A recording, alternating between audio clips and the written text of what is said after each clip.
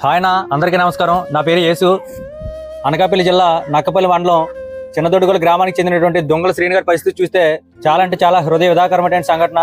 గత కొన్ని నెలల క్రితం తను కొబ్బరి చెట్టు నుంచి పడిపోవడం జరిగింది. ఆ పడిపోవడంతో తనకి ఈ వెన్నుపోస అనేది ఇక్కడికి విరిగిపోవడం జరిగింది. ఆ విరిగిపోవడంతో తను పూర్తిగా ఈ మంచానికి పరిమితం అయిపోయి ఉన్నారన్న. అటు చూస్తే నెలలో నిండినటువంటి బాబు వాళ్ళ భార్య కూడా నిరుపేదరికంతో చాలా అంటే చాలా సతమతం అవుతున్నారు. వాటి చూస్తే కనీసం వాళ్ళకి ఉండడానికి కనీసం ఇల్లు కూడా లేని పరిస్థితి అనమాట. గత కొన్ని నెలలుగా తను కనీసం హాస్పిటల్ కూడా వెళ్ళలేని పరిస్థితిలో కేవలం ఈ మంచానికి ఇలా పరిమితం అయిపోయి ఉండడం జరిగింది. తన వెన్నుపోసకి ఒక ఆపరేషన్ అయితే చేయాలన్నా దానికి సుమారు 4 నుంచి 5 లక్షల వరకు ఖర్చు అవుతుందని తెలియజేయడం జరిగింది. వీళ్ళ పరిస్థితి చూస్తే కనీసం ఉండడానికి కూడా ఇల్లు లేనటువంటి నిరుపేదలన్నా వాళ్ళ స్తోమతకు మించి వచ్చినటువంటి కష్టానికి వాళ్ళ జీవితాలు ఇద్దరు కూడా కుదిలైపోవడం జరిగింది. అందరికీ నమస్కారం అన్న. నా భర్త కొబ్బరి చెట్టు నుంచి పడిపోయాడు అన్న. పడిపోతే తనకి ఎన్నుపోసి ఇరిగిపోయింది. ఎన్నుపోసి ఇరిగిపోతే తను ఇప్పుడు నడవలేని పరిస్థితిలో ఉన్నాడన్న. తను అసలు ఏ పని కూడా చేసుకోలేని పరిస్థితిలో ఉన్నాడన్న. నాకంటూ ఎవరు లేరన్నా.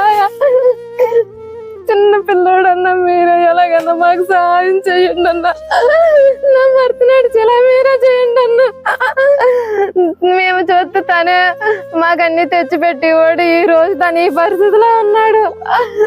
మమ్మల్ని చూసుకునే వాళ్ళు కూడా ఎవరూ లేరు. నాకు తెలియదంటే నాకు పెళ్ళైన తర్వాత చనిపోయారన్నా.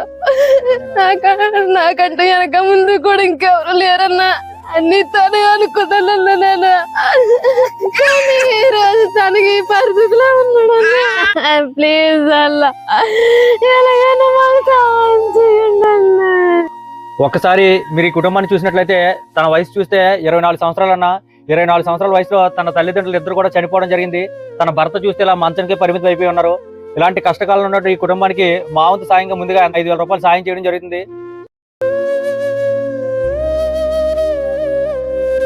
వాళ్ళ పరిస్థితి చూశారు కదన్నా. తనకి ఇప్పుడు ఆపరేషన్ చేయాలంటే సుమారు 4 నుంచి 5 లక్షల వరకు ఖర్చు అవుతుంది.